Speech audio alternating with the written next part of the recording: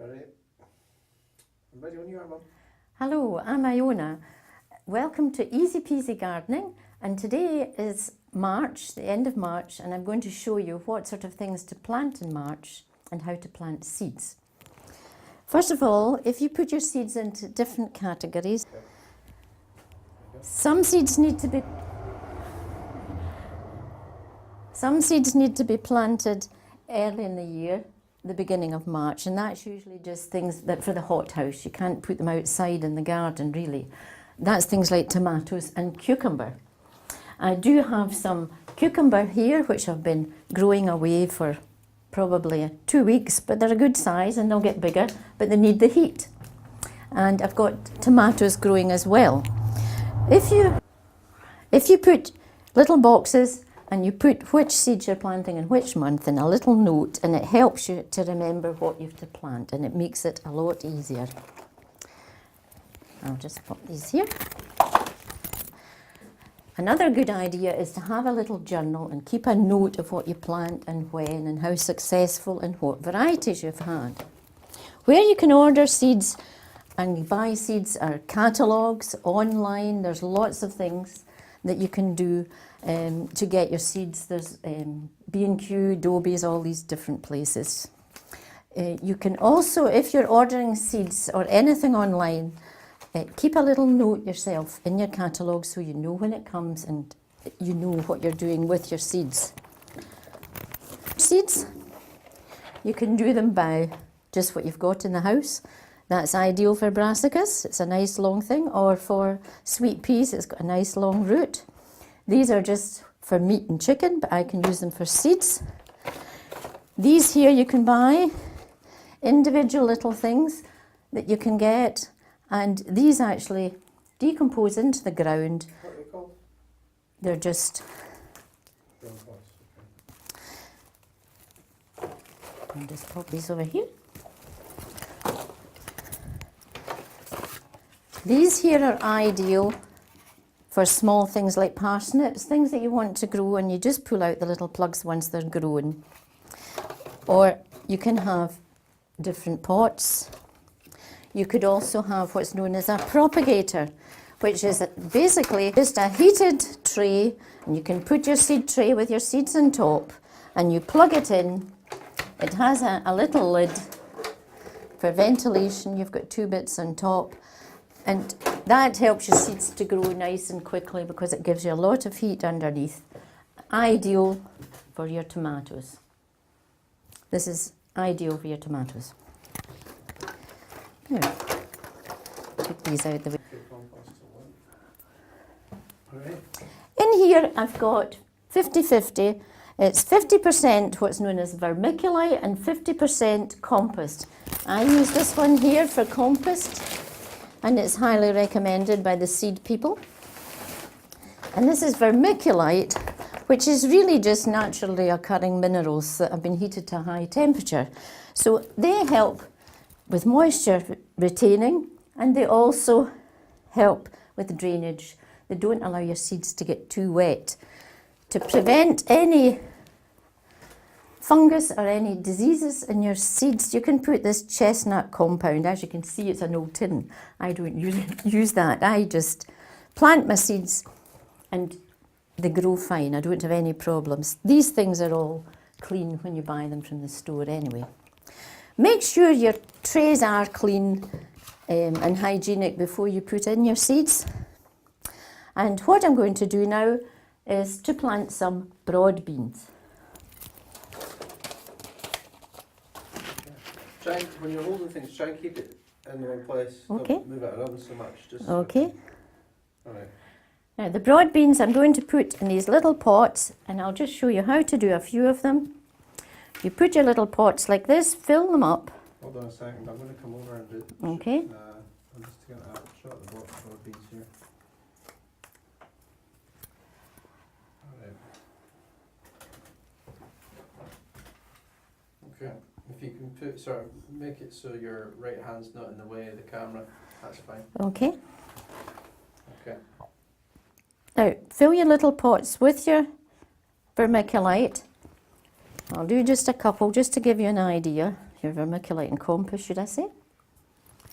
And then you can put in your broad bean. Just open your seed packet along the top. Make sure you tap them down to the bottom, because you can lose a lot, and try not to lose your label, so that if you're not planting them all, you still can see what it is. So we'll just take out a couple of seeds. And these are quite large seeds. All right, if you hold them in your hand, and if you put it just up to the camera. These are quite large. Hold on a second, so then put it. These are quite large seeds. Uh-huh. And all we have to do is to pop them into the pot. You just push them down, maybe just about an inch, like that. Cover them up. And then what we do is we put a label in them. Beans, I've got a little label here. Always label all your things, because sure as fate they'll come up and you'll wonder what's what. And then give them a water. Now broad beans and any sort of big heavy seeds like sweet peas, they require quite a bit of water to start them off, because they've got a tough husk on the outside. You saw these broad beans. But very fine seeds, all you have to do with them is to put your compost into your tray and just put them on the top of their very fine seeds. Don't really cover them. You don't need to cover them. Just a very fine amount of compost. And then what I do is I spray the fine seeds. I don't soak them because they tend to rot. But what I also do is I cover them with cling film. And this protects them from the outside air. It gives them a little greenhouse and it keeps the temperature just right. Your temperature, it should be between 60 and 68 to germinate your seeds. And they should come on all right. Don't plant your seeds too early. I know it's very tempting to get things underway when you're a new gardener and you want to start things off. But just be patient and wait till there's quite a good bit of sunshine and there's light in the sky, because it's really when the light starts to change. Ideally, what month? Ideally, you'll start planting your seeds probably at the end of March. End of March. Last Now, week of March. As I said, I showed you the little boxes. Some you'll put mid-April, things that are still growing inside. But things that you can grow outside and you can put straight into the ground. I'll go through them here. I've got a little box here. All right, hold on, I'll get a shot of the box. 2 seconds. Okay, that's fine. Now these seeds here, I'll show you what I have to plant. Parsley, coriander, kale, more parsley here, peas, lettuce, beetroot, carrots, spinach, swede. There are other things. If you look on the back of your packet, it gives you all the instructions, so don't worry about it. But these things in this box, you can just make a drill in a nice, well-dug, raked soil and pop them into the ground. I'll show you that at a later date. And you just cover them up and give them a drink. And they'll be fine, and they come up fine. For instance, your carrots you would want to cover with fleece to protect from carrot fly, or plant them at this height to prevent the carrot fly getting at them. Carrot fly can only fly at 21 inches, so anything above that, it should be all right. Yeah, I got a question about you were saying the last week in March for Yes. planting the Things in the greenhouse. greenhouse. That's right. When do you start germinating? Did Uh, it start in March? Or? They start to germinate after, it can be like a few days or it can be 2 weeks Okay. that they I'm germinate. just thinking like a timeline since what time from opening the packet, you know. Well, since once you March. put moisture, you keep your seeds always dry. I mean, I've got them in the greenhouse just now, but they would be somewhere dry in a frost-free area Okay. in the house. I In the keep them house. in a dark cupboard. So no light. No light, no, in a dry packet, Okay. which is Well, something like paper, a paper packet. Alright, Don't put well, them in a plastic. when you plant, when you put them in the little pots, then you put light in them. Yes, when you put light on them. There's certain seeds though, but that's mostly specialised seeds. Things like Mechanopsis, which is a poppy, a Himalayan poppy, where you have to give it a bit of cold first. And so I put it outside in the cold, or you can put it in the fridge if it's warm outside. And you do that for 2 weeks, and then you bring them in and you plant them. It's like you give them an artificial winter. But it tells you in all your seed packets. But when we're talking vegetables, March, you're talking about just pop in your onions and your potatoes and things that you can grow on in the greenhouse. It's ideal to grow your brassicas in these little pots because you can just grow them up to a good sized plant, about that. What happens if you don't have a greenhouse? You could use a windowsill, but it's somewhere Okay. you don't put them out in the cold. Okay. But there's some occasions, I'm sure people have done it, and it's been done in the past, is you can put your cabbages and that straight into the ground when it's warm weather at the end of April. Okay. I've done that with kale, does very well. But the fact you want nice big plants, you want big cauliflowers, big cabbages, you start them off early so that you've got a good sized plant. Okay. Now, parsnips are a good one to start off early. You can start them in March, and they're easy peasy. Fill up your compost, just level it off, make sure you're filling every one. Don't waste your compost. You just put your fingers across it. I made this thing, I saw it in a magazine, and it's just a scoop that you can use if you don't like getting your nails dirty. As you can see, I don't bother. But that just allows you to get the compost in. Now that's actually quite dry. Now, what I'll do is, I'll get the parsnips. Again, check that your seeds are down at the bottom. They usually come in little tinfoil packets, which keeps them very dry. Now, some people can gather seeds from the previous year, but that's not usually the case with vegetables. Vegetables are grown, the likes of this, it's called white gem. They're known as hybrids. In other words, it's not the original parsnip that was grown, it's man-made. It's been made with, horticultural techniques to make it a hybrid, and they're known as F1 hybrids, F2s, etc. So basically, these seeds, you can't really collect them and grow the same thing the following year, because then they revert back to their natural self, what they were. So you're better to buy your seeds. Just pop a seed into each of the little plugs, like so. I'll just do 3 just to give you an idea. All right. Don't forget your label, which I had somewhere. Here we go, parsnips. I'll put some more in later and give them a water. You can use this, or you can just give them a wee drink. As I say, they're quite a thick seed, the parsnip seed. I'll let you see it close up. They're quite a flat little seed, but they take a wee while to germinate. So that's why I'm doing them in these little plugs. And what'll happen is, in about 2 weeks or 3 weeks, they'll grow to the same height as that. Do that again. I wasn't interested in that. All right, do that again. In 2 or 3 weeks, they'll grow to the same height as that is in depth. They'll be about that height, and that's just right. And you can probably put them out just sort of April time into the ground.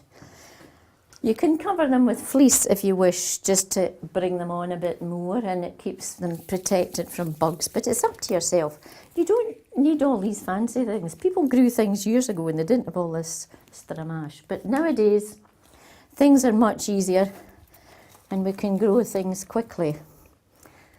Let me just see what's here. Yes, don't put your seeds in glaring sunlight. because that tends to be too strong for them. They're just little things when they come up. So put them in semi-shade. This is kind of shaded anyway. I've got hanging baskets and things, so keep them semi-shaded. If you pass me these sweet peas, Scott, I'll show you these. I'll move this out the way. Okay, okay. Do you have any questions, Scott, about what to plant? No, not yet. You're all right. It's trial and error, but don't be down. I mean, gardening is just a case of you win some, you lose some, but you don't win them all, so don't worry. Some people, they're wonderful experts at it, but it's a very basic, easy peasy thing to do. These are for your sweet peas, and as I showed you, if you don't have this sort of thing, you can use the toilet rolls. That covers up, but once they've stretched up, gardening's common sense. Once they've stretched up, they obviously want to go up. Once they're a bit bigger, what I'll do is put these into what's known as a cloche, or just an area where they're outside but sheltered. If you don't have a cloche, you could make a makeshift one with maybe some plastic bags and wood or something. But it's just so that they're, in case the frost comes, that they don't get clipped with the frost. But to be honest, sweet peas up here in Aberdeenshire, the worst thing is wind. Wind can be it can burn them. It's called burn them, but it makes them brown. But they'll be fine. I put some dung in the ground and they come up a treat. Now I'll pop that back, Scott, and I'll pass that to you. Okay. Do you want to see when the lid left off? Now, can you switch it off just now, just to last see? Oh, Do you want the lid left off? yes, please. Okay. That's fine.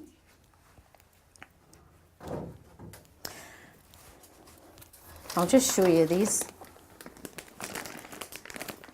These are begonia flowers, which I sent away for, and I got little plugs which came about that size. They came like that in a tray. So what I did was I put them into a bigger tray. But as you can see, there's one or two have died a death. But it's really just, I've overwatered them with kindness. Just be a wee bit easy on the watering. These are soaking. I just thought I'll give them a drink. But I gave them too much of a drink. So they just need a little water at this time of year when it's not a lot of heat in the air. But anyway, there we go. This here,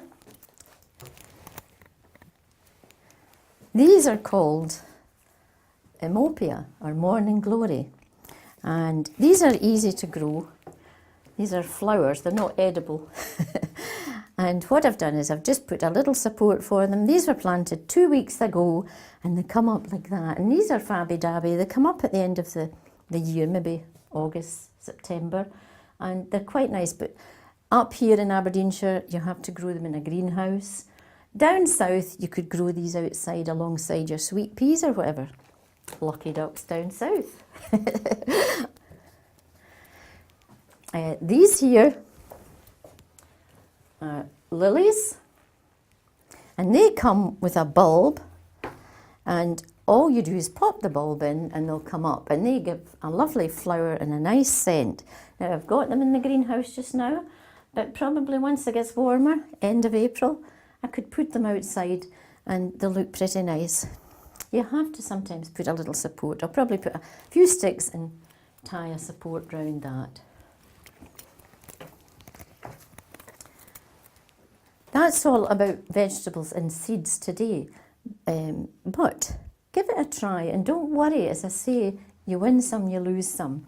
Once you've got your seeds and they are up a bit, either put them in your cloche to harden them off if you're going to put them into the ground, or what you do is put them into bigger little seed boxes like that, little trays like that, until such time as you can put them into the ground and let them get bigger until they're a good strong plant, and then they can go out into the ground. So that's all for now. Thank you.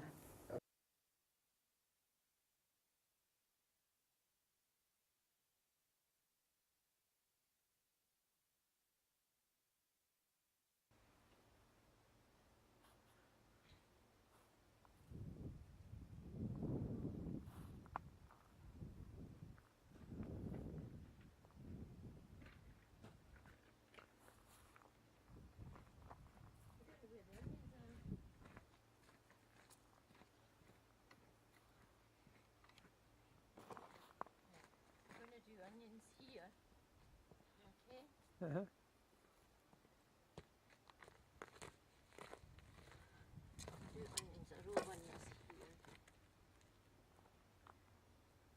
The onions are in there. I'll do the onions first, okay?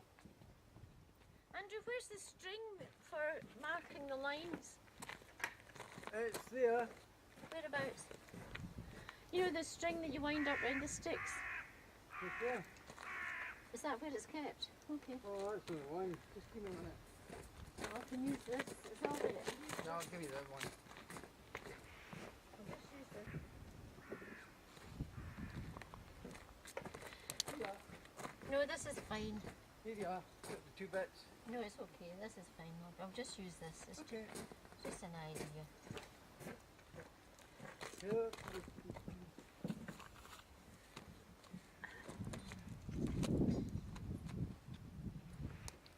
Might not be the turkey. I better mind you've got my card.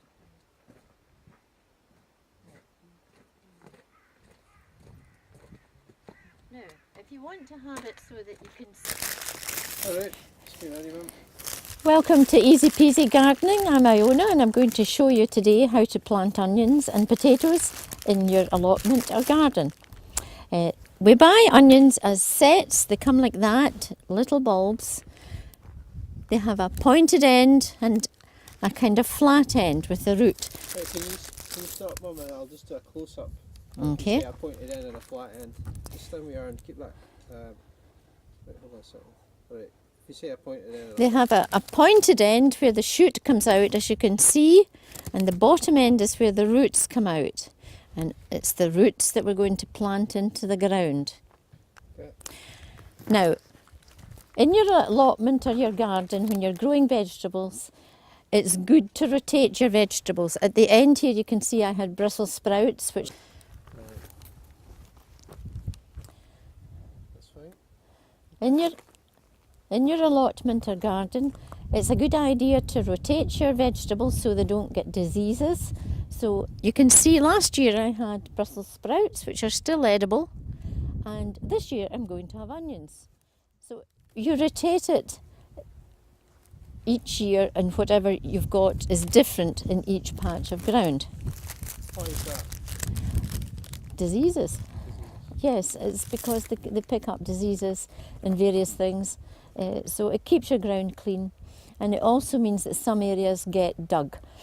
Some people follow on, they do a sort of 3-way regime. They have potatoes and then they have legumes in another, and then they have root vegetables in another. But it's really just a case of what we do is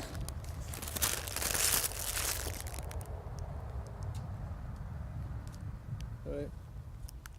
what we do if you make out a little chart, a drawing of your garden, and put the year, and you put what you've put on each patch of ground, and then the next year you go to make up your chart, you can see where you've had all your different things, and it means you're rotating it, you're keeping it in a different area.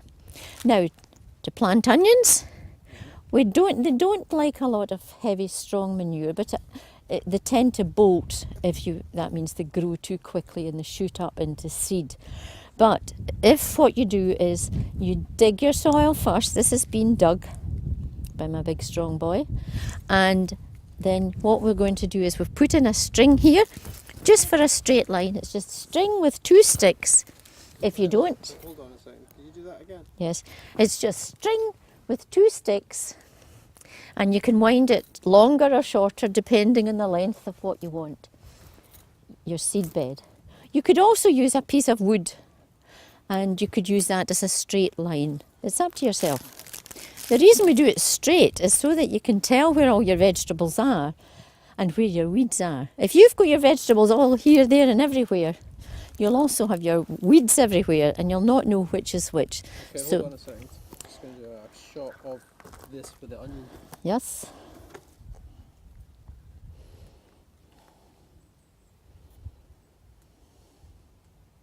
Don't forget to label your onions and any vegetables or anything you put into the ground so that you know where everything is. Okay, that's fine. Now all we do for our onions These, by the way, I sent away for. You can get them in catalogues, but you'll also get them in garden centres, the onion sets. You can grow them from seed, but you would have to start them from seed in October in a little pot, they'll take quite a while. But seemingly they don't bolt as readily as when you buy them like that, for some reason or other. Anyway, we'll start to plant. So it's March, it's still quite cool, but it's all right to put your onions and potatoes in. But any of your seeds, vegetable seeds, leave them till the end of April. So what we do is we've got a hole like this, and we're going to use the pointy bit here. I'll go over here because if you're standing that way, Okay. I'm gonna get your back. Ask me questions when I'm doing it as well. Okay. Sounds good. Alright. So I've got the hole here, and I'm using the pointy bit to make a little drill in the soil. And you just go in, and you're just going to do a couple of inches or so. Stop a second. I'm going to get a close up. If you just continue again. I'm just doing a couple of inches into the soil, which has been dug, as I said, and it's nice and loose. There's the string squeegee into the side, but not to worry. That's a fairly straight line. When you put your tools down, just be careful where you put them in case somebody gets hurt with them. So put them in a safe place.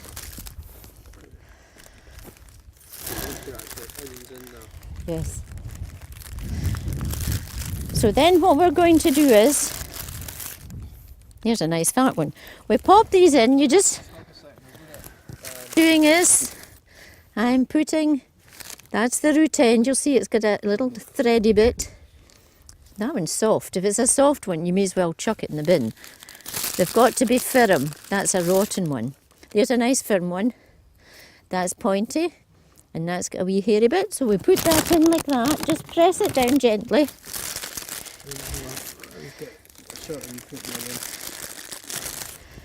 And just space them. That's just about what, 8 inches or so, 12 inches apart. Okay. You can do them close, okay?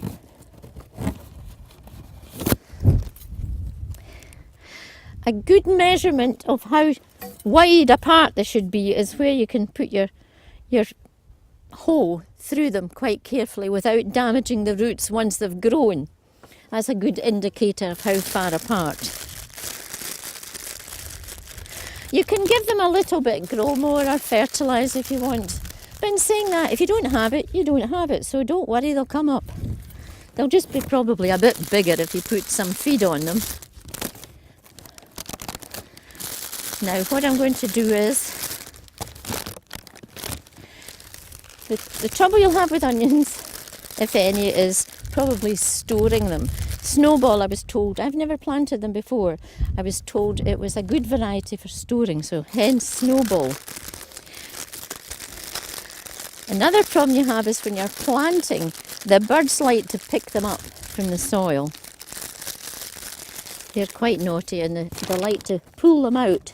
So that's why what I'm doing is putting them in fairly firmly,